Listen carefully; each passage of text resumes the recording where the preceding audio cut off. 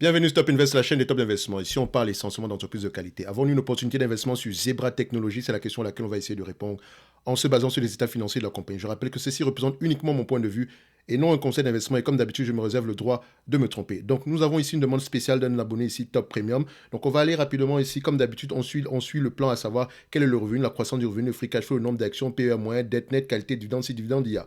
Donc, la première chose qu'on va regarder ici, c'est le revenu. Est-ce qu'on a des revenus stables ou croissants? Je constate ici que les revenus sont croissants. Donc, mais je peux déjà voir ici que nous avons des revenus, nous avons plutôt ici une acquisition ici, d'accord, parce que ça, on ne peut pas avoir des revenus voilà, à croissant comme ça en escalier, non. Donc ici, on a eu une acquisition, donc c'est une croissance organique et inorganique. Donc maintenant, les analystes ici s'attendent à une croissance de combien sur les prochaines années. Donc j'aime bien aller regarder ici la croissance, la croissance estimée par les analystes. Donc je prends généralement ici en année sur les 12 prochains mois. Donc on vérifie d'abord ici, est-ce qu'elle a déjà publié ses résultats financiers ici de l'année 2022?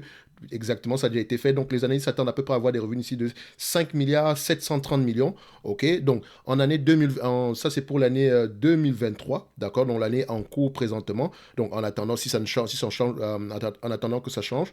Donc maintenant, en termes de revenus ici sur l'année 2026, donc en année N+3, juste pour voir si on s'attend à peu près à avoir des revenus plus élevés. Donc ça me dit à peu près ici que nous avons une compagnie qui aura une légère croissance ici dans un environnement normal. Donc on a ici 6 milliards 400, c'est bien. Donc je vais noter ici 5 milliards 300, donc c'est 5 milliards, plutôt 5 milliards 730 millions ici. OK. Donc en termes de croissance de revenus, ici on sait que la croissance ici est organique et inorganique parce qu'on a vu ici des acquisitions, etc. Donc il faut faire attention ici. Donc au moins on a une croissance à un certain niveau. Mais voilà, pour avoir à peu près l'idée générale concernant la croissance ici, vous savez déjà ce que vous devez faire. Donc allez regarder allez lire les rapports financiers, posez-vous la question à savoir quelle est la stratégie du management ici, qu'est-ce qu'ils pensent, quels sont les objectifs de croissance, de marge, etc.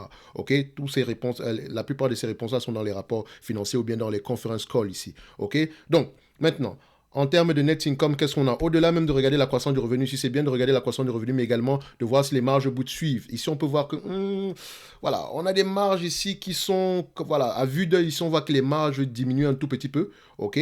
Donc, il faut aller regarder pourquoi. Est-ce qu'on a sacrifié ici les marges pour générer plus de croissance ici afin de pouvoir se rattraper plus tard? Voilà les questions qu'on doit se poser. OK? Mais ici, on peut déjà voir ici que par rapport à la moyenne des marges qu'on avait précédemment, ici, on peut se dire que, OK, sur les dernières années, ce n'est pas trop ça. D'accord? Donc, quand on regarde ici sur les 20 dernières années, quand je dis ce n'est pas trop ça, voilà, on sait qu'on a une baisse par rapport à ce qu'on avait précédemment. On a 47% ici en moyenne sur les 20 dernières années. Sur les 10 dernières années, on a 46%. Sur les 5 dernières années, on a 46%. 1% pour vous, ça peut sembler rien du tout. Donc, sur les 3 dernières années, on a 45%. Donc, 40, on quitte de 47 à 47. Donc, on quitte de 47% à 45%. C'est 2% en moins, mais attention, c'est 2% en moins en sacrifice, par exemple, ici, pour les bénéfices nets. D'accord? Donc, il faut faire attention. Il ne faut pas négliger quoi que ce soit ici. OK? Donc, on peut se dire qu'on a une certaine stabilité, mais voilà, à long terme, voilà, c'est pas quelque chose. Il faut toujours donner les réponses par rapport à la raison pour laquelle les marges de but sont moins élevées. D'accord? Mais on doit toujours prendre en considération les marges de but par rapport aux marges nettes ici, EBITDA, etc. Parce que tout ici est en relation. OK? On peut avoir des marges de but qui diminuent, mais avec des marges nettes qui sont à peu près stables ici. OK? Donc, faites attention. Donc, en net income, qu'est-ce qu'on observe ici? Donc, en net income, je prends les net income et les free cash flow, je les mets sur le même graphique ici, histoire de voir si les deux parlent le même langage. D'accord? Donc, quand je prends les deux ici, je me rends compte que les free cash flow sont généralement plus élevés que les net income. Maintenant, vu que Coinfin ne me donne pas la marge de net income ici, qu'est-ce que je vais prendre en supplément? La marge des free cash flow plutôt. Qu'est-ce que je vais prendre ici? Comment est-ce que je pourrais estimer la marge des free cash flow ici? Donc, qu'est-ce que je fais? Premièrement, je prends la médiane, d'accord? Des marges ici. Donc, premièrement, et ici, je viens mettre la médiane. Et je vais aller ici de manière, je vais aller manuellement, ok, parce qu'idéalement, je devrais le faire année après année. Donc, on va déjà prendre sur les 20 dernières années, qu'est-ce qu'on observe? On a 148 millions, d'accord, divisé par 1 milliard 20 millions ici, d'accord, 1 milliard 20 millions, ça nous donne à peu près, ça nous donne à peu près 14,50, d'accord, ça c'est sur les 20 dernières années. Sur les 10 dernières années, qu'est-ce qu'on observe ici? Donc, sur les 10 dernières années, j'ai 413 millions ici, divisé par 3 milliards 970, c'est toujours la médiane ici.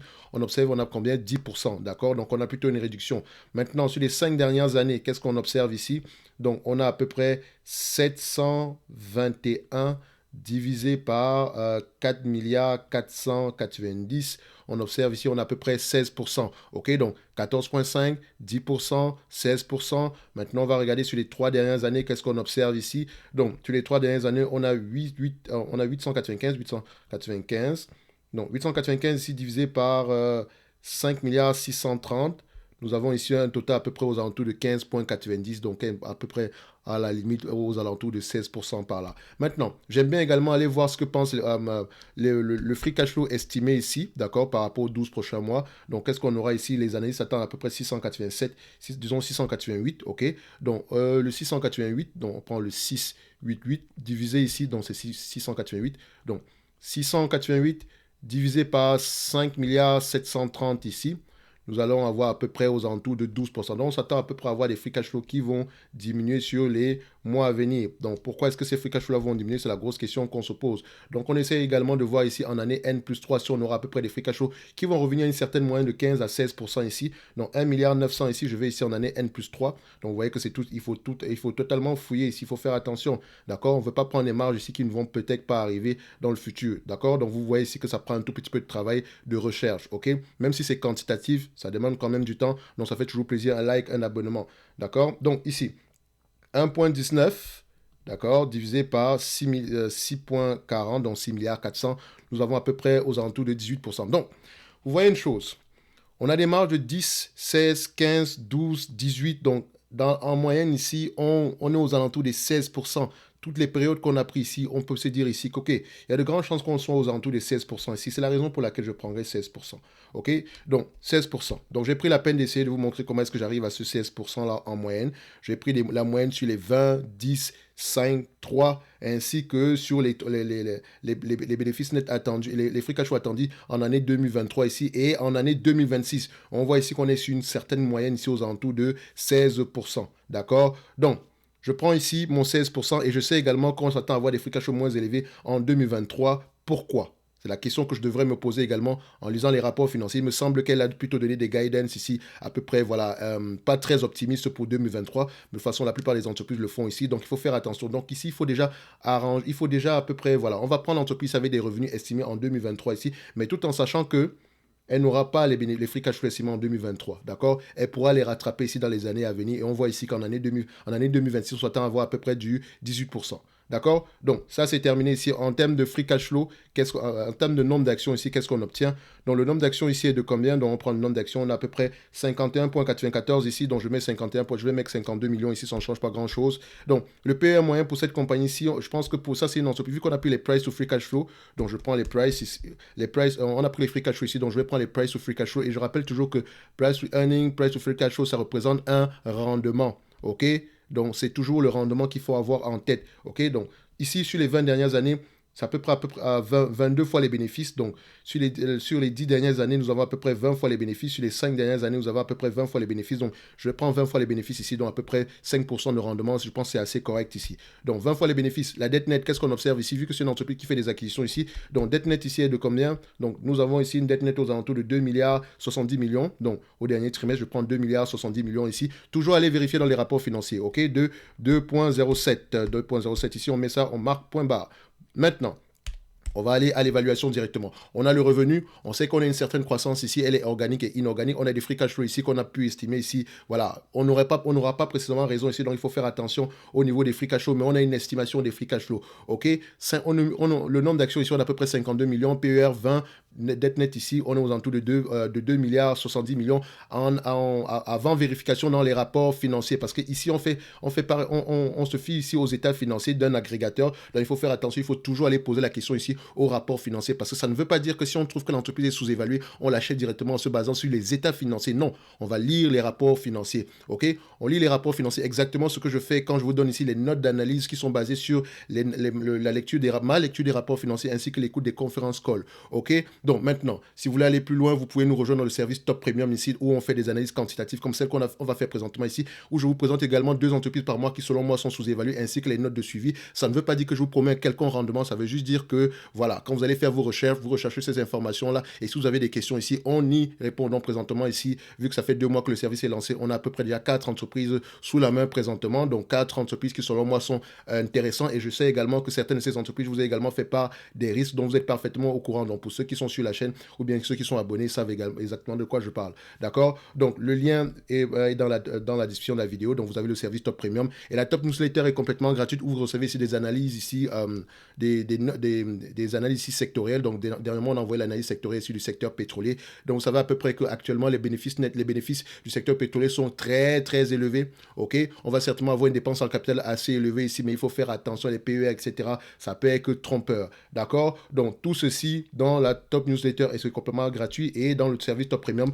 je vous ai déjà dit ce qu'il y avait à l'intérieur. Donc, on revient ici au niveau de l'évaluation pour terminer rapidement. Donc, au niveau de l'évaluation aussi, qu'est-ce qu'on obtient? Nous avons à peu près 5 milliards 730 millions ici. 16% de ce montant-là, ça représente combien? 16% de ce montant-là, ça représente à peu près aux alentours ici de 916, 917 millions ici. Donc, multiplié, d'accord, par 20 fois les bénéfices, moins la dette nette aux alentours de 2 milliards 70 millions, ok, divisé par le nombre d'actions à 52 millions, ça fait à peu près 312,80, donc je vais l'arrondir ici à 313 pour faire simple, 313 dollars l'action. Actuellement, on cote à combien? On cote à peu près à 296 dollars l'action, ce qui me permet de dire que l'entreprise ici est au mieux correctement évaluée. N'oubliez pas également qu'il faut réfléchir en termes de rendement. Nous avons une entreprise ici qui peut rapporter à peu près 916,80 millions par an ici, donc 916 millions 800 000, on va le dire comme ça. Donc, divisé ici par le nombre, divisé ici par la capitalisation boursière actuelle, ce qui sous-entend que si on vous reverse ici, admettons qu'on a au moins des net income de 900 millions et poussière ici, au moins sur une longue période de temps, et qu'on vous les reverse ici en date d'aujourd'hui en termes de dividendes, quel est le rendement que vous allez obtenir par rapport à la capitalisation boursière actuelle, sans prendre en considération la dette bien sûr? On aura un rendement aux alentours ici, donc je prends ici le 0.9168 ici, divisé par 15,23, ça donne ici au total aux alentours d'un rendement de 6%. Ok, donc en date d'aujourd'hui, on espère obtenir un rendement de 6% au prix actuel. Donc si j'achète l'entreprise au prix actuel, c'est pour espérer un rendement aux alentours de 6%. Sans prendre en considération la dette, sans prendre en considération une éventuelle croissance, sans prendre en considération ici une augmentation des marges. Ok.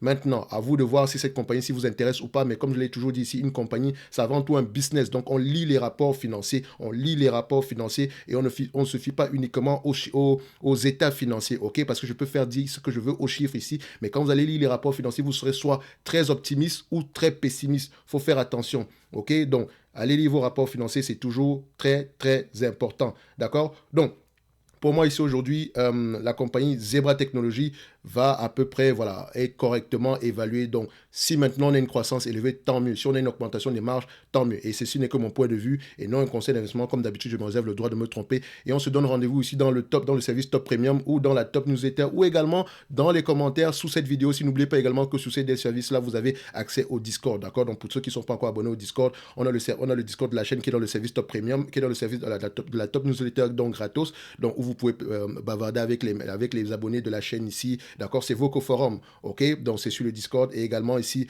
pour le service Top Premium, on a un Discord ici qui est, voilà, totalement différencié du Discord ici de la chaîne. D'accord? Donc, on va se donner rendez-vous sur la prochaine vidéo. Et d'ici là, pour moi, si je peux vous dire quelque chose, ça reste une compagnie assez correctement gérée. Si ça peut être intéressant. Et je suis sûr et certain que quand vous allez lire à peu près sur ce que fait la compagnie, si vous allez comprendre que vous la croisez tous les jours sans le savoir. Je ne vous donne pas plus d'indications que ça parce que je le fais exprès ici pour vous encourager à aller chercher. Si les chiffres ne vous plaisent pas, n'allez pas fouiller plus loin que ça. OK? Merci.